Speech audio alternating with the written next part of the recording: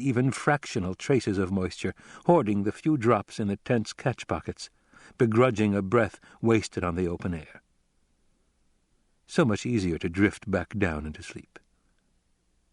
But there had been a dream in this day's sleep, and she shivered at memory of it. She had held dreaming hands beneath sand flow where a name had been written. Duke Leto Atreides.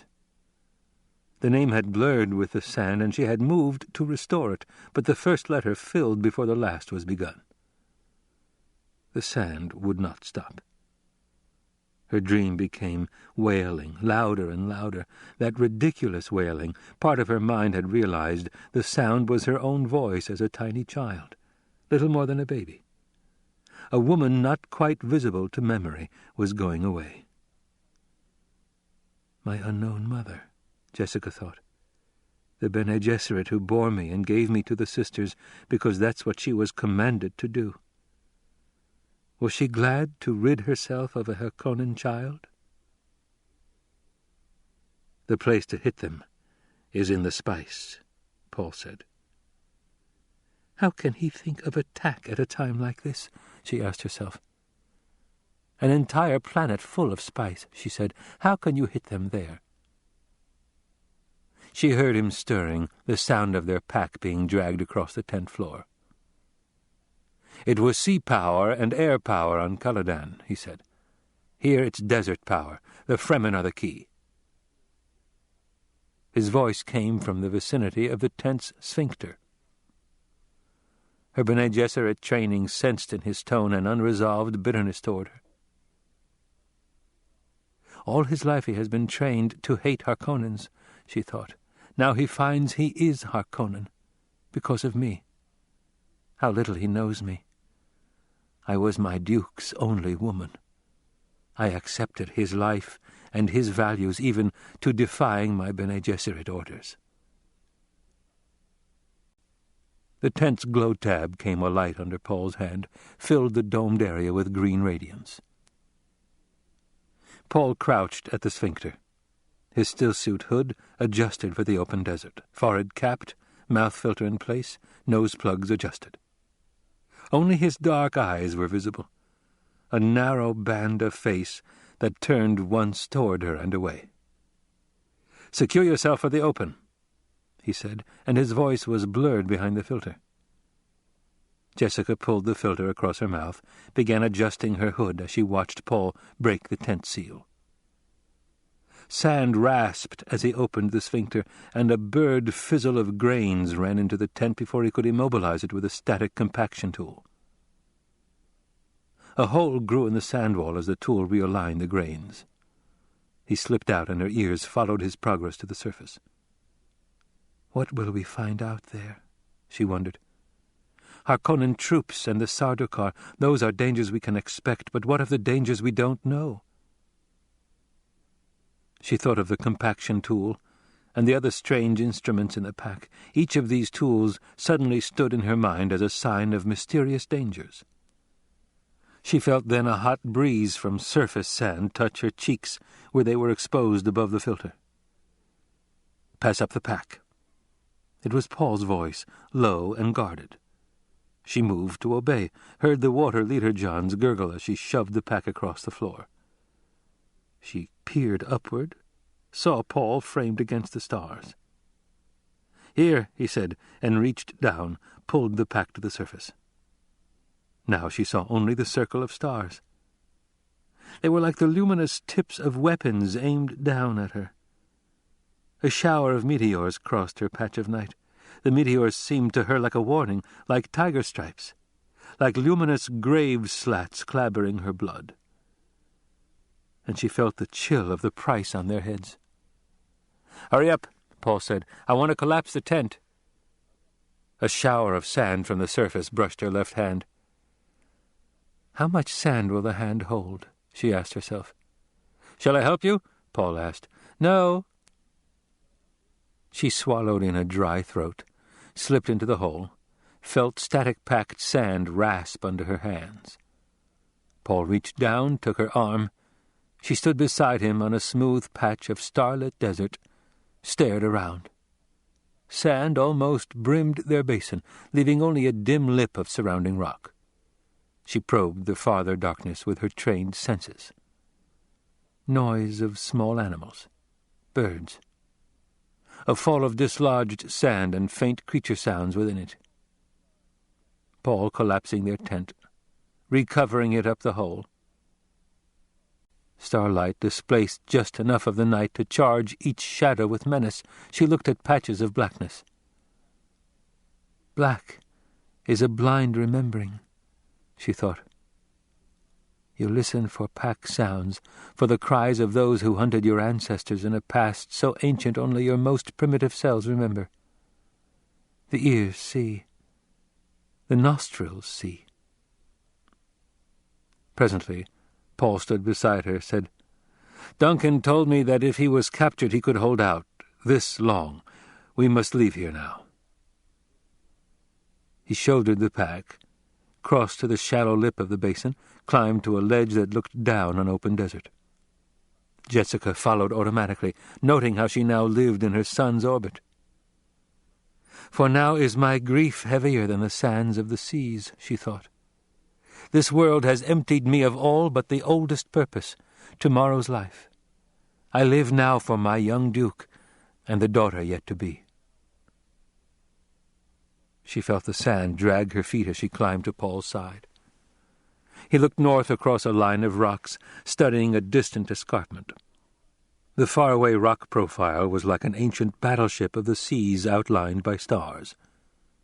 The long swish of it lifted on an invisible wave with syllables of boomerang antennae, funnels arcing back, a pie-shaped upthrusting at the stern. An orange glare burst above the silhouette, and a line of brilliant purple cut downward toward the glare. Another line of purple, and another upthrusting orange glare. It was like an ancient naval battle, remembered shell fire, and the sight held them staring. "Pillars of fire," Paul whispered. A ring of red eyes lifted over the distant rock. Lines of purple laced the sky. "Jet flares and lace guns," Jessica said. The dust-reddened first moon of Arrakis lifted above the horizon to their left, and they saw a storm trail there, a ribbon of movement over the desert. "It must be Harkonnen thopters hunting us," Paul said. "The way they're cutting up the desert, it's as though they were making certain they stamped out whatever's there, the way you'd stamp out a nest of insects." "Or a nest of Atreides," Jessica said. "We must seek cover," Paul said. "We'll head south and keep to the rocks. If they caught us in the open—" He turned, adjusting the pack to his shoulders. "They're killing anything that moves." He took one step along the ledge and, in that instant, heard the low hiss of gliding aircraft, saw the dark shapes of ornithopters above them.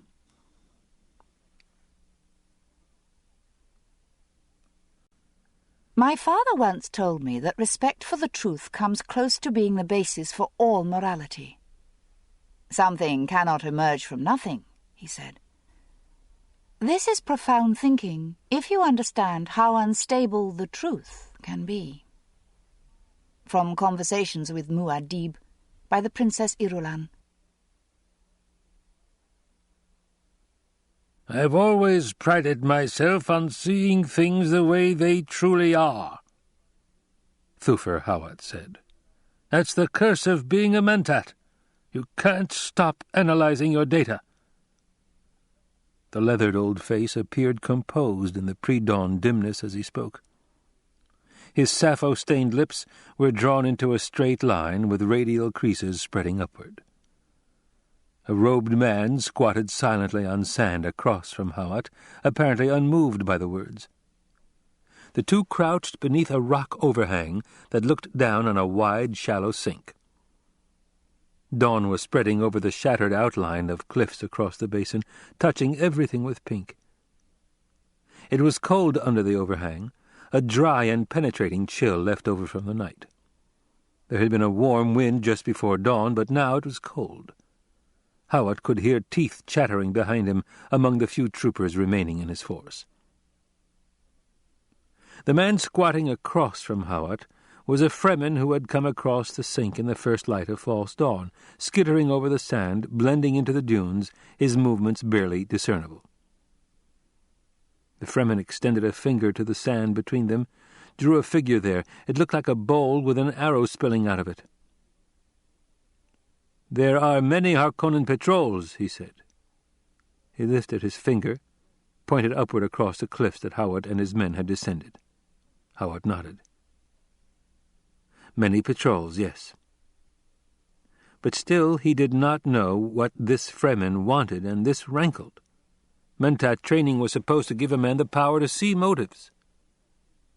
This had been the worst night of Hawat's life. He had been at Simpo, a garrison village, buffer outpost for the former capital city, Carthage, when the reports of attack began arriving. At first he thought, "It's a raid, the Harkonnens are testing." But report followed report, faster and faster. 2 legions landed at Carthage, 5 legions, 50 brigades, attacking the Duke's main base at Arrakis, a legion at Arsund, 2 battle groups at Splintered Rock. Then the reports became more detailed. There were Imperial Sardaukar among the attackers, possibly 2 legions of them. And it became clear that the invaders knew precisely which weight of arms to send where. Precisely. Superb intelligence. Hawat's shocked fury had mounted until it threatened the smooth functioning of his mentat capabilities. The size of the attack struck his mind like a physical blow. Now, hiding beneath a bit of desert rock, he nodded to himself, pulled his torn and slashed tunic around him as though warding off the cold shadows. The size of the attack. He had always expected their enemy to hire an occasional lighter from the guild for probing raids. That was an ordinary enough gambit in this kind of house-to-house warfare. Lighters landed and took off on Arrakis regularly to transport the spice for House Atreides. Hawat had taken precautions against random raids by false spice lighters. For a full attack, they'd expected no more than 10 brigades. But there were more than 2,000 ships down on Arrakis at the last count. Not just lighters, but frigates, scouts, monitors, crushers, troop carriers, dump boxes. More than 100 brigades, 10 legions. The entire spice income of Arrakis for 50 years might just cover the cost of such a venture. It might. I underestimated what the Baron was willing to spend in attacking us, Hawat thought. I failed my Duke. Then there was the matter of the traitor. I will live long enough to see her strangled, he thought. I should have killed that Bene Gesserit witch when I had the chance. There was no doubt in his mind who had betrayed them. The Lady Jessica. She fitted all the facts available. Your man Gurney Halleck and part of his force are safe with our smuggler friends, the Fremen said. Good. So Gurney will get off this hell planet. We're not all gone. Hawat glanced back at the huddle of his men.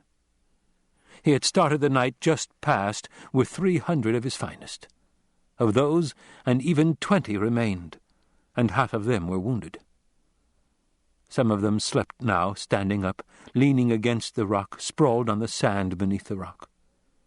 Their last thopter, the one they'd been using as a ground-effect machine to carry their wounded, had given out just before dawn. They had cut it up with laser guns and hidden the pieces, then worked their way down into this hiding place at the edge of the basin. Hawat had only a rough idea of their location, some 200 kilometers southeast of Arrakis. The main travelled ways between the shield wall Sietch communities were somehow south of them. The Fremen across from Hawat threw back his hood and stillsuit cap to reveal sandy hair and beard. The hair was combed straight back from a high, thin forehead.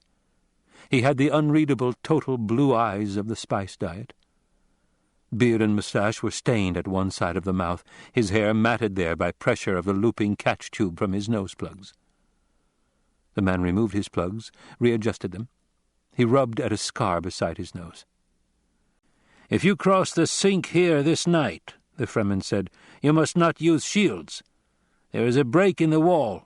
He turned on his heels, pointed south. "There, and it is open sand down to the erg. Shields will attract a—" He hesitated. "Worm. They don't often come in here, but a shield will bring one every time." He said worm, Hawat thought. He was going to say something else. What? And what does he want of us? Hawat sighed. He could not recall ever before being this tired. It was a muscle weariness that energy pills were unable to ease. Those damnable Sardaukar. With a self-accusing bitterness, he faced the thought of the soldier fanatics and the imperial treachery they represented. His own mentat assessment of the data told him how little chance he had ever to present evidence of this treachery before the High Council of the Landsraad, where justice might be done. "Do you wish to go to the smugglers?" the Fremen asked. "Is it possible? The way is long." Fremen don't like to say no, Idaho had told him once. Hawat said, "You haven't yet told me whether your people can help my wounded." "They are wounded." The same damned answer every time. "We know they're wounded," Hawat snapped. "That's not the—" "Peace, friend," the Fremen cautioned. "What do your wounded say? Are there those among them who can see the water need of your tribe?" "We haven't talked about water," Hawat said. "I can understand your reluctance," the Fremen said. "They are your friends, your tribesmen. Do you have water?" "Not enough." The Fremen gestured to Hawat's tunic, the skin exposed beneath it. "You were caught in Sietch without your suits. You must make a water decision, friend." "Can we hire your help?" The Fremen shrugged. "You have no water." He glanced at the group behind Hawat. "How many of your wounded would you spend?" Hawat fell silent, staring at the man. He could see as a mentat that their communication was out of phase. Word sounds were not being linked up here in the normal manner. "I am Thufir Hawat," he said. "I can speak for my duke. I will make promissory commitment now for your help. I wish a limited form of help, preserving my force long enough only to kill a traitor who thinks herself beyond vengeance." "You wish our siding in a vendetta?" "The vendetta I'll handle myself. I wish to be freed of responsibility for my wounded, that I may get about it." The Fremen scowled. "How can you be responsible for your wounded? They are their own responsibility. The water's at issue, Thufir Hawat. Would you have me take that decision away from you?" The man put a hand to a weapon concealed beneath his robe. Hawat tensed, wondering, is there betrayal here? "What do you fear?" the Fremen demanded. These people and their disconcerting directness. Hawat spoke cautiously. "There's a price on my head." "Ah," the Fremen removed his hand from his weapon. "You think we have the Byzantine corruption? You don't know us. The Harkonnens have not water enough to buy the smallest child among us." But they had the price of guild passage for more than 2,000 fighting ships, Hawat thought, and the size of that price still staggered him. "We both fight Harkonnens," Hawat said. "Should we not share the problems and ways of meeting the battle issue?" "We are sharing," the Fremen said. "I have seen you fight Harkonnens. You are good. There have been times I'd have appreciated your arm beside me." "Say where my arm may help you," Hawat said. "Who knows?" the Fremen asked. "There are Harkonnen forces everywhere. But you still have not made the water decision, or put it to your wounded." "I must be cautious," Hawat told himself. "There's a thing here that's not understood." He said, "Will you show me your way, the Arrakeen way?" "Stranger thinking," the Fremen said, and there was a sneer in his tone. He pointed to the northwest across the cliff-top. "We watched you come across the sand last night." He lowered his arm. "You keep your force on the slip face of the dunes. Bad. You have no still suits, no water. You will not last long. The ways of Arrakis don't come easily, Hawat said. Truth, but we've killed Harkonnens. What do you do with your own wounded? Hawat demanded. Does a man not know when he is worth saving? The Fremen asked. Your wounded know you have no water. He tilted his head, looking sideways up at Hawat. This is clearly a time for water decision. Both wounded and unwounded must look to the tribe's future. The tribe's future, Hawat thought. The tribe of Atreides. There's sense in that. He forced himself to the question he had been avoiding. Have you word of my duke or his son? Unreadable blue eyes stared upward into Hawat's. Word? Their fate, Hawat snapped. Fate is the same for everyone, the Fremen said. Your duke, it is said, has met his fate. As to the Lisan al-Gaib, his son, that is in Liet's hands. Liet has not said. I knew the answer without asking, Hawat thought. He glanced back at his men. They were all awake now. They had heard. They were staring out across the sand, the realization in their expressions.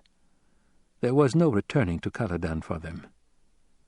And now Arrakis was lost. Hawat turned back to the Fremen. Have you heard of Duncan, Idaho? He was in the great house when the shield went down, the Fremen said. This I've heard, no more. She dropped the shield and let in the Harkonnens, he thought. I was the one who sat with my back to a door. How could she do this when it meant turning also against her own son? But who knows how a Bene Gesserit witch thinks, if you can call it thinking. Hawat tried to swallow in a dry throat. When will you hear about the boy? We know little of what happens in Arrakeen, the Fremen said. He shrugged. Who knows? You have ways of finding out. Perhaps. The Fremen rubbed at the scar beside his nose. Tell me, Thufir Hawat, do you have knowledge of the big weapons the Harkonnens used? The artillery, Hawat thought bitterly. Who could have guessed they'd use artillery in this day of shields? You referred to the artillery they used to trap our people in the caves, he said. I've theoretical knowledge of such explosive weapons.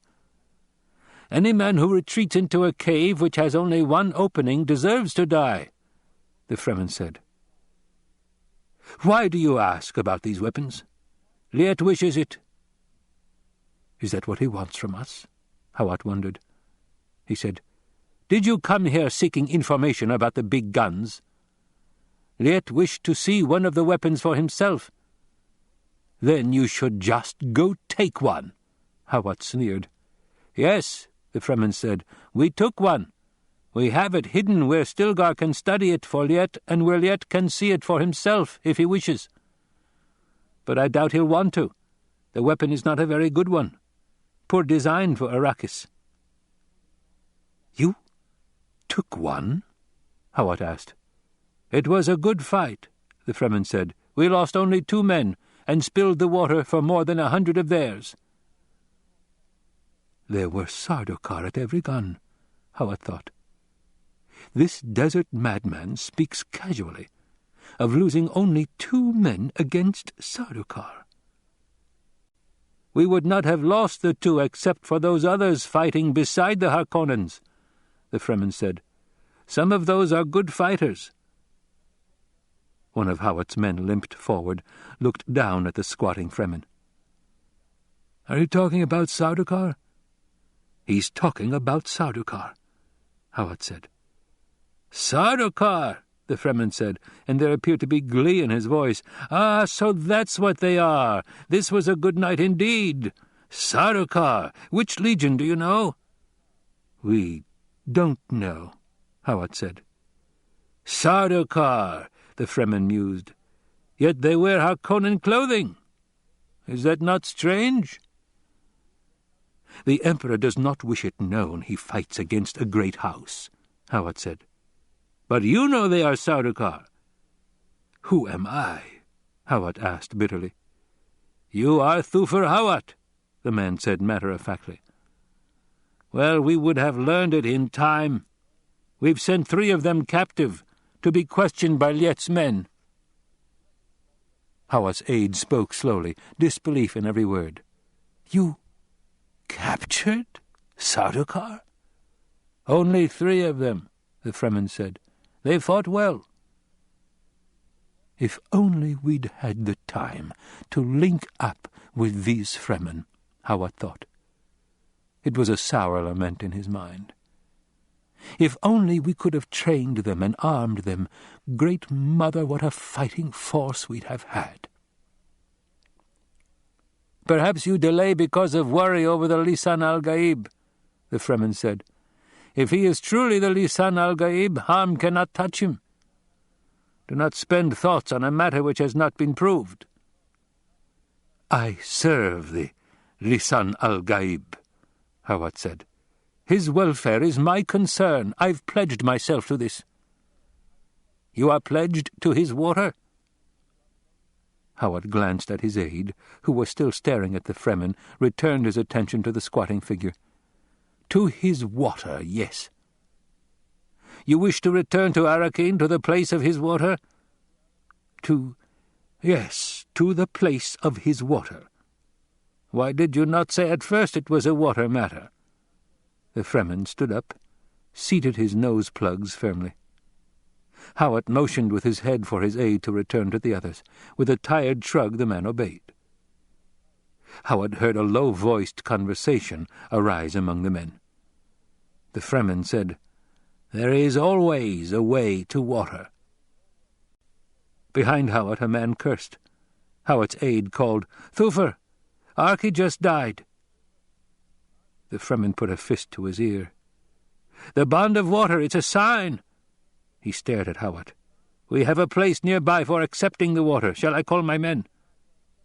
The aide returned to Hawat's side, said, "Thufir, a couple of the men left wives in Arrakeen.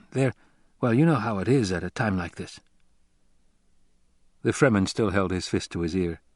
"Is it the bond of water, Thufir Hawat?" he demanded. Hawat's mind was racing. He sensed now the direction of the Fremen's words, but feared the reaction of the tired men under the rock overhang when they understood it. "The bond of water," Hawat said. "Let our tribes be joined," the Fremen said, and he lowered his fist. As though that were the signal, 4 men slid and dropped down from the rocks above them. They darted back under the overhang, rolled the dead man in a loose robe, lifted him and began running with him along the cliff wall to the right. Spurts of dust lifted around their running feet. It was over before Hawat's tired men could gather their wits. The group with the body hanging like a sack in its enfolding robe was gone around a turn in the cliff. One of Hawat's men shouted, "Where are they going with Arki? They're taking him to—" "Bury him," Hawat said. "Fremen don't bury their dead," the men barked. "Don't you try any tricks on us, Thufir. We know what they do. Arki was one of—" "Paradise were sure for a man who died in the service of Lisan al-Gaib," the Fremen said. "If it is the Lisan al-Gaib you serve, as you have said it, why raise mourning cries? The memory of one who died in this fashion will live as long as the memory of man endures." But Hawat's men advanced, angry looks on their faces. One had captured a lace gun. He started to draw it. "Stop right where you are," Hawat barked. He fought down the sick fatigue that gripped his muscles. "These people respect our dead. Customs differ, but the meaning's the same." "They're going to render Arki down for his water," the man with the lace gun snarled. "Is it that your men wish to attend the ceremony?" the Fremen asked. He doesn't even see the problem, Hawat thought. The naivete of the Fremen was frightening. "They're concerned for a respected comrade," Hawat said. "We will treat your comrade with the same reverence we treat our own," the Fremen said. "This is the bond of water. We know the rights. A man's flesh is his own. The water belongs to the tribe. Hawat spoke quickly as the man with the laser gun advanced another step. Will you now help our wounded? One does not question the bond, the Fremen said. We will do for you what a tribe does for its own. First we must get all of you suited and see to the necessities. The man with the laser gun hesitated. Hawat's aide said, Are we buying help with Arrakis' water? Not buying, Hawat said. We've joined these people. Customs differ, one of his men muttered. Hawat began to relax. And they'll help us get to Arrakeen? We will kill Harkonnens, the Fremen said. He grinned. And Sardaukar. He stepped backward, cupped his hands beside his ears, and tipped his head back, listening. Presently he lowered his hands, said, An aircraft comes. Conceal yourselves beneath the rock and remain motionless. At a gesture from Hawat, his men obeyed. The Fremen took Hawat's arm, pressed him back with the others. We will fight in the time of fighting, the man said. He reached beneath his robes, brought out a small cage, lifted a creature from it. Hawat recognized a tiny bat. The bat turned its head, and Hawat saw its blue within blue eyes. The Fremen stroked the bat, soothing it, crooning to it. He bent over the animal's head, allowed a drop of saliva to fall from his tongue into the bat's upturned mouth. The bat stretched its wings, but remained on the Fremen's opened hand. The man took a tiny tube, held it beside the bat's head, and chattered into the tube. Then, lifting the creature high, he threw it upward. The bat swooped away beside the cliff and was lost to sight. The Fremen folded the cage, thrust it beneath his robe. Again he bent his head, listening. They quarter the high country, he said. One wonders who they seek up there. It's known that we retreated in this direction, Hawat said. One should never presume one is the sole object of a hunt, the Fremen said. Watch the other side of the basin. You will see a thing. Time passed. Some of Hawat's men stirred, whispering. Remain silent as frightened animals, the Fremen hissed. Hawat discerned movement near the opposite cliff, flitting blurs of tan on tan. My little friend carried his message, the Fremen said. He is a good messenger, day or night. I'll be unhappy to lose that one. The movement across the sink faded away.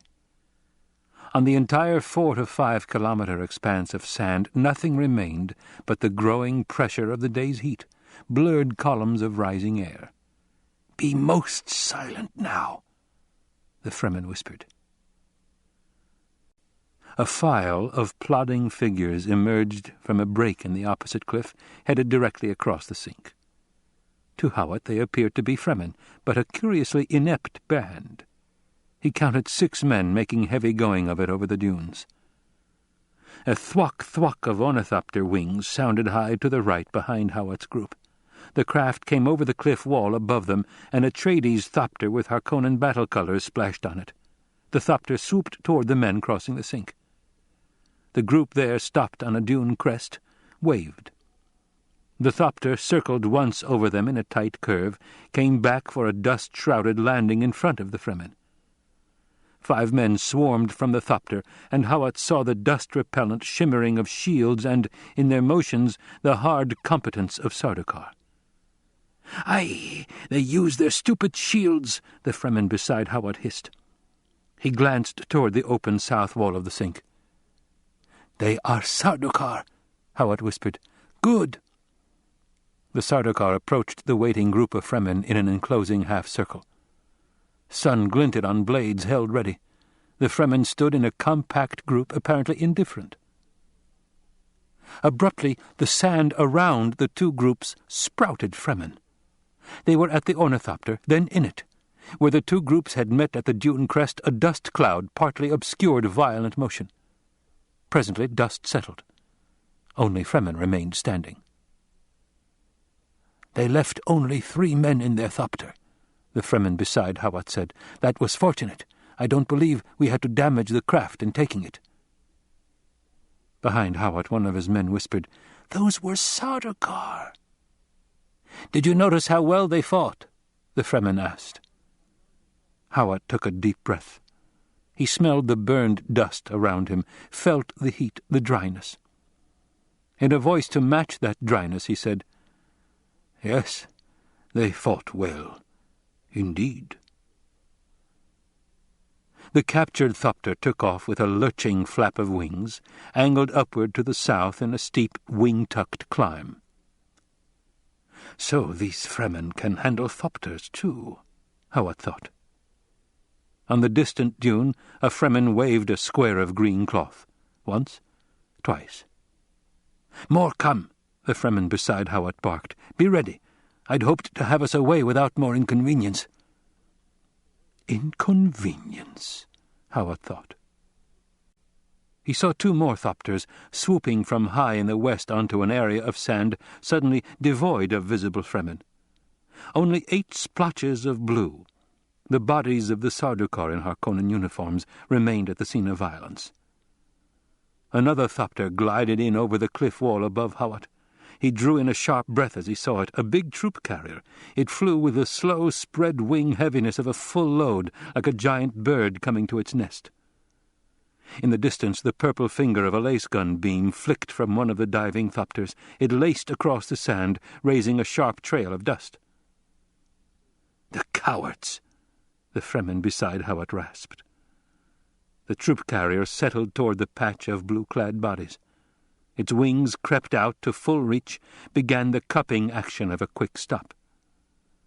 Hawat's attention was caught by a flash of sun on metal to the south, a thopter plummeting there in a power dive, wings folded flat against its sides, its jets a golden flare against the dark silvered grey of the sky. It plunged like an arrow toward the troop carrier, which was unshielded because of the laser activity around it. Straight into the carrier the diving thopter plunged. A flaming roar shook the basin. Rocks tumbled from the cliff walls all around. A geyser of red-orange shot skyward from the sand where the carrier and its companion thopters had been, everything there caught in the flame. It was the Fremen who took off in that captured thopter, Hawat thought. He deliberately sacrificed himself to get that carrier. Great Mother! What are these Fremen? "A reasonable exchange," said the Fremen beside Hawat. "There must have been 300 men in that carrier. Now we must see to their water and make plans to get another aircraft." He started to step out of their rock-shadowed concealment. A rain of blue uniforms came over the cliff wall in front of him, falling in low suspensor slowness. In the flashing instant, Hawat had time to see that they were Sardaukar, hard faces set in battle frenzy, that they were unshielded, and each carried a knife in one hand, a stunner in the other. A thrown knife caught Hawat's Fremen companion in the throat, hurling him backward, twisting face down. Hawat had only time to draw his own knife before blackness of a stunner projectile felled him.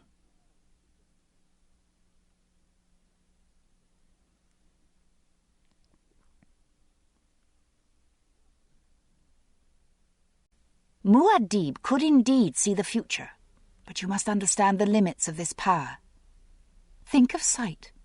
You have eyes, yet cannot see without light. If you are on the floor of a valley, you cannot see beyond your valley. Just so Muad'Dib could not always choose to look across the mysterious terrain. He tells us that a single obscure decision of prophecy, perhaps the choice of one word over another, could change the entire aspect of the future. He tells us, the vision of time is broad, but when you pass through it, time becomes a narrow door. And always he fought the temptation to choose a clear, safe course, warning, that path leads ever down into stagnation. From Arrakis Awakening by the Princess Irulan.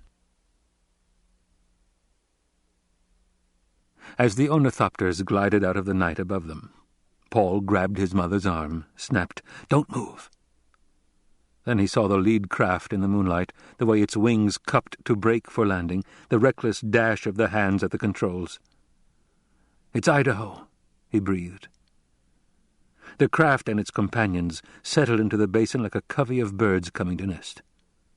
Idaho was out of his thopter and running toward them before the dust settled. 2 figures in Fremen robes followed him.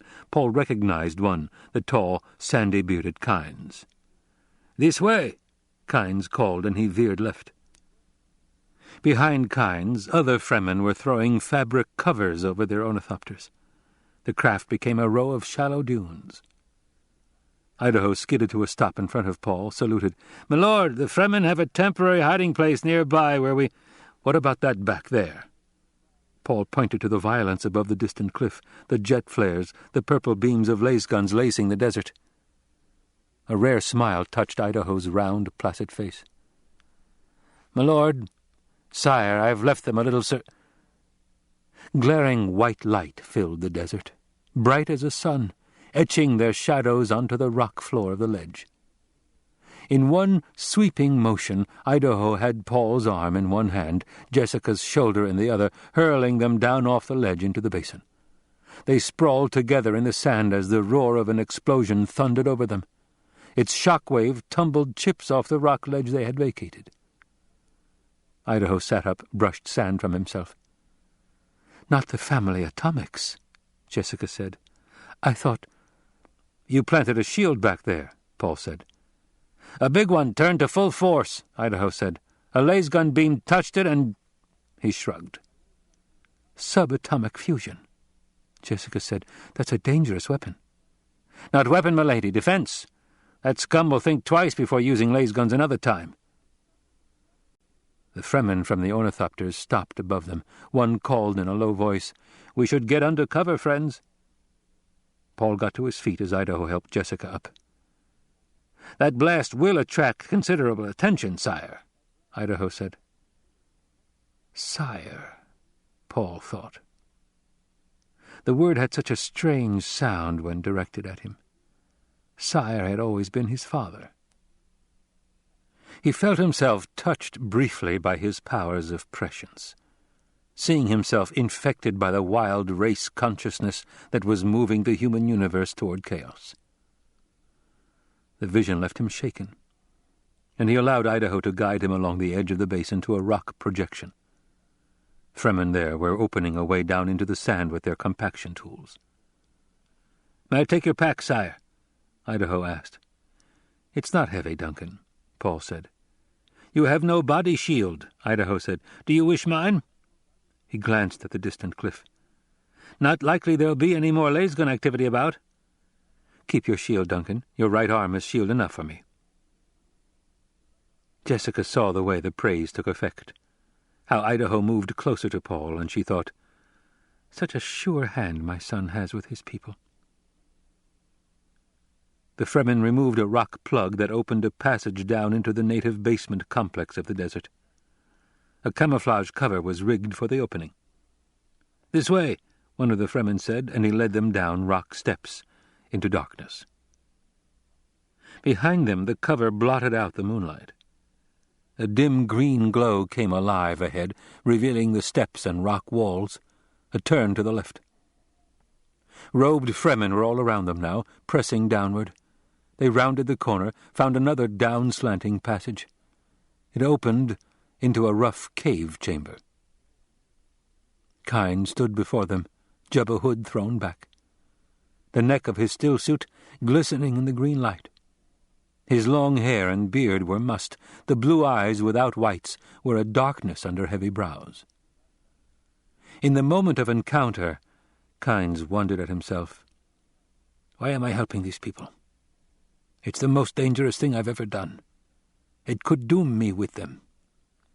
Then he looked squarely at Paul, seeing the boy who had taken on the mantle of manhood, masking grief, suppressing all except the position that now must be assumed, the dukedom.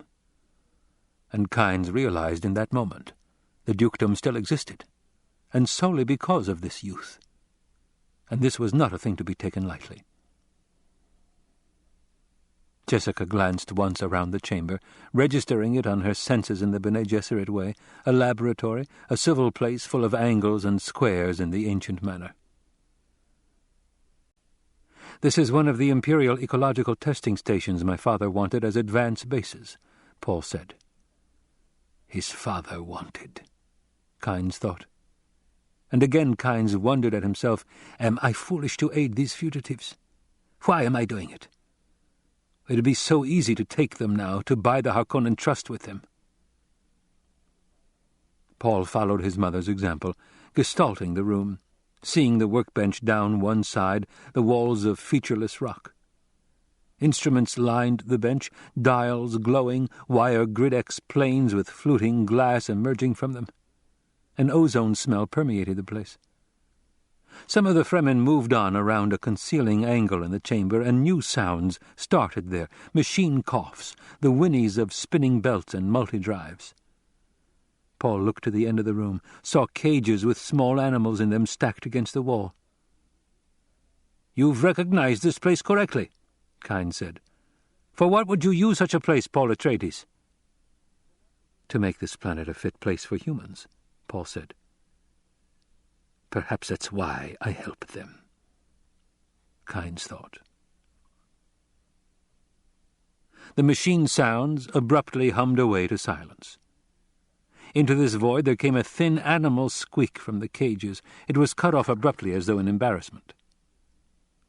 Paul returned his attention to the cages, saw that the animals were brown-winged bats. An automatic feeder extended from the side wall across the cages. A Fremen emerged from the hidden area of the chamber, spoke to Kynes. "Yet the field generator equipment is not working. I am unable to mask us from proximity detectors." "Can you repair it?" Kynes asked. "Not quickly. The parts—" The man shrugged. "Yes," Kynes said. "Then we'll do without machinery. Get a hand pump for air out to the surface." "Immediately." The man hurried away. Kynes turned back to Paul. "You have a good answer." Jessica marked the easy rumble of the man's voice. It was a royal voice, accustomed to command. And she had not missed the reference to him as Liet. Liet was the Fremen alter ego, the other face of the tame planetologist. "We're most grateful for your help, Dr. Kynes," she said. We'll see," Kynes said. He nodded to one of his men. "Spice coffee in my quarters, Shamir." "At once, Liet," the man said. Kynes indicated an arched opening in the side wall of the chamber. "If you please." Jessica allowed herself a regal nod before accepting. She saw Paul give a hand signal to Idaho, telling him to mount guard here. The passage, 2 paces deep, opened through a heavy door into a square office lighted by golden glow globes. Jessica passed her hand across the door as she entered, was startled to identify Plastille. Paul stepped 3 paces into the room, dropped his pack to the floor. He heard the door close behind him, studied the place. About 8 meters to a side, walls of natural rock, curry-colored, broken by metal filing cabinets on their right. A low desk with milk-glass top shot full of yellow bubbles occupied the room's center. 4 suspensor chairs ringed the desk. Kynes moved around Paul, held a chair for Jessica. She sat down, noting the way her son examined the room. Paul remained standing for another eye blink. A faint anomaly in the room's air currents told him there was a secret exit to their right, behind the filing cabinets. "Will you sit down, Paul Atreides?" Kynes asked. How carefully he avoids my title, Paul thought. But he accepted the chair, remained silent while Kynes sat down. "You sense that Arrakis could be a paradise," Kynes said. "Yet, as you see, the Imperium sends here only its trained hatchetmen, its seekers after the spice." Paul held up his thumb with its ducal signet. "Do you see this ring? Yes? Do you know its significance?" Jessica turned sharply to stare at her son. "Your father lies dead in the ruins of Arrakis," Kynes said. "You are technically the Duke." "I'm a soldier of the Imperium," Paul said. technically a hatchet man. Kain's face darkened. Even with the Emperor's Sardaukar standing over your father's body? The Sardaukar are one thing, the legal source of my authority is another, Paul said.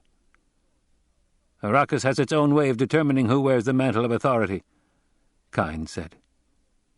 And Jessica, turning back to look at him, thought, there's steel in this man that no one has taken the temper out of. And we've need of steel. Paul's doing a dangerous thing. Paul said, the Sardaukar on Arrakis are a measure of how much our beloved Emperor feared my father. Now I will give the Padishah Emperor reasons to fear the... Lad, Kain said, there are things you don't... You will address me as sire or my lord, Paul said. Gently, Jessica thought. Kain stared at Paul, and Jessica noted the glint of admiration in the planetologist's face, the touch of humor there.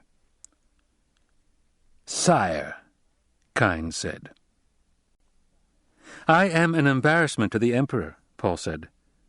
I am an embarrassment to all who would divide Arrakis as their spoil.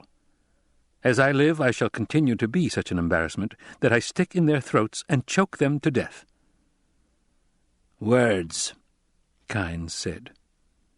Paul stared at him.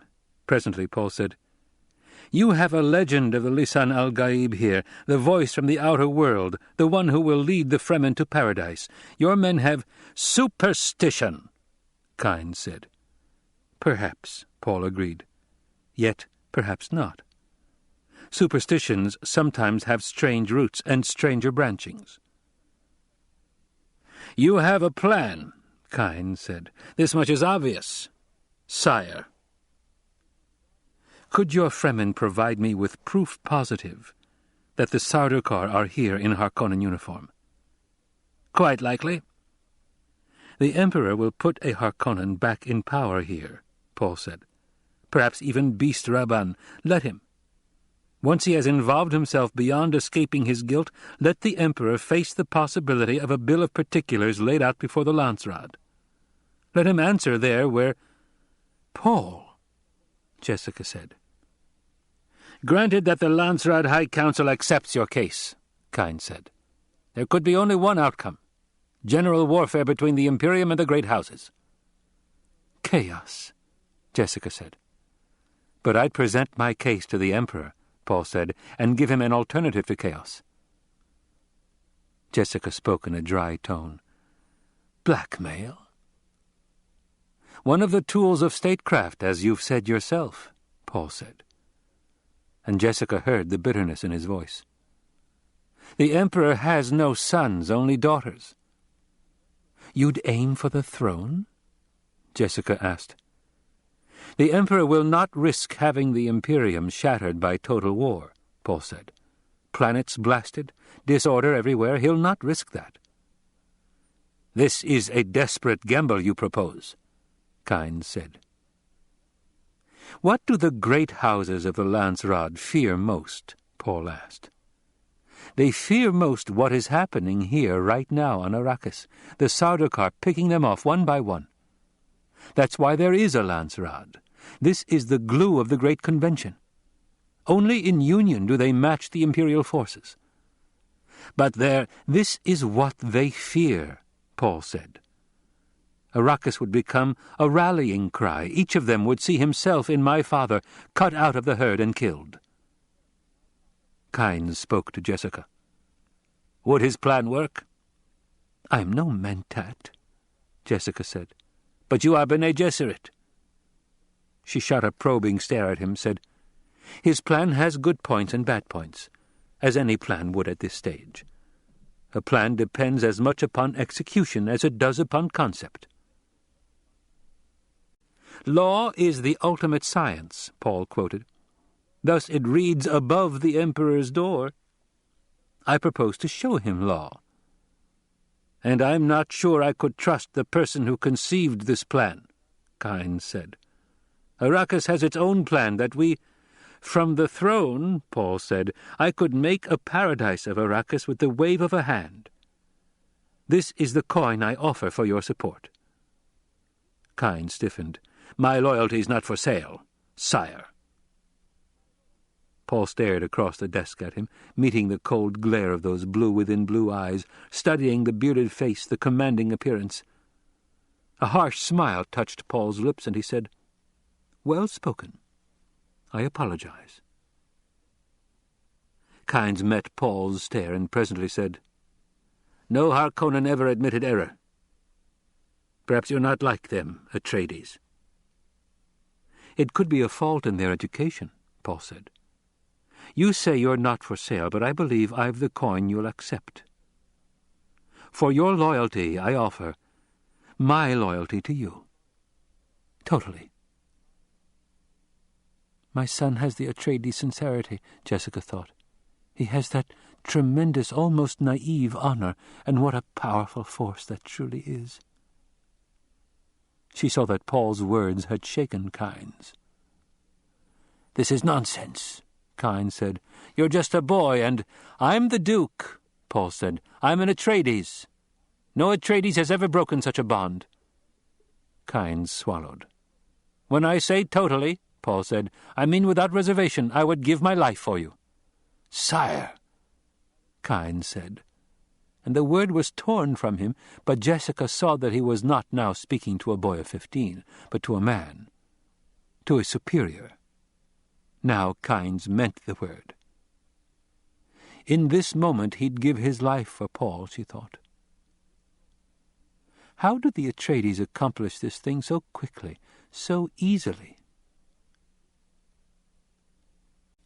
"I know you mean this," Kynes said, "yet the Harkonnen—" The door behind Paul slammed open. He whirled to see reeling violence, shouting, the clash of steel, wax-image faces grimacing in the passage. With his mother beside him, Paul leaped for the door, seeing Idaho blocking the passage, his blood-pitted eyes there visible through a shield blur, claw hands beyond him, arcs of steel chopping futilely at the shield. There was the orange fire-mouth of a stunner repelled by the shield. Idaho's blades were through it all, flicking, red dripping from them. Then Kynes was beside Paul, and they threw their weight against the door.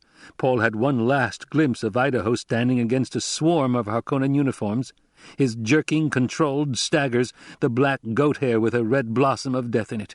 Then the door was closed, and there came a snick as Kynes threw the bolts. "I appear to have decided," Kynes said. "Someone detected your machinery before it was shut down," Paul said. He pulled his mother away from the door, met the despair in her eyes. "I should have suspected trouble when the coffee failed to arrive," Kynes said. "You've a bolt hole out of here," Paul said. "Shall we use it?"